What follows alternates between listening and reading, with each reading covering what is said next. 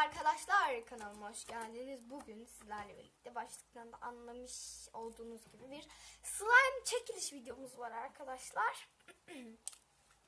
Evet. Şimdi hemen tanıtayım. Bunu tıraş köpüğüyle yaptım. Hay neyse. Evet, gördüğünüz gibi tıraş köpük slime. Ve ayrıca Instagram slime arkadaşlar. Straforları da var. Ben bunu video dışı yaptım. Video arkasında, yani kamera arkasında. Bunu kinetik kumla yaptım. Küçük oldu arkadaşlar ama her neyse, yani olabilir. Neden olmaz?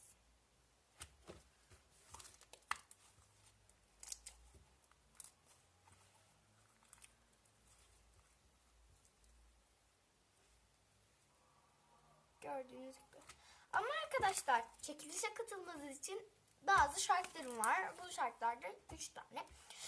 Şimdi arkadaşlar, şartlarımın bir tanesi, bana abone oluyorsunuz. Evet, abone oluyorsunuz ve bildirimlerini açıyorsunuz arkadaşlar. Çünkü hani ben birçok çekiliş yapacağım yani. Mesela slime çekilişinden sonra Barbie bebek çekilişi gibi şeyler mesela yani. Slime seti çekilişi falan arkadaşlar, yani bayağı bir çekiliş yapmayı düşünüyorum. Şimdi arkadaşlar, hem dediğim gibi abone olup bildirimleri açıyorsunuz, hem bu videoya like atıyorsunuz, hem de aşağıya hangi slime istediğinizi yazıyorsunuz. Gördüğünüz gibi hangi slime daha güzel onu yazıyorsunuz, hangi slime daha çok istediğinizi yazıyorsunuz arkadaşlar. Hem de çekilişe katılıyorum yazıyorsunuz. Bu kadar.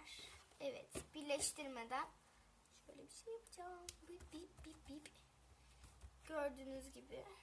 Harika arkadaşlar. Ben bunu daha çok beğendim. Bu daha böyle esnek. Yani çok hoşuma gitti benim. Küçük falan ama arkadaşlar esnekliği muhteşem. Evet arkadaşlar, bu anlattığım konulara dikkat ediyorsunuz.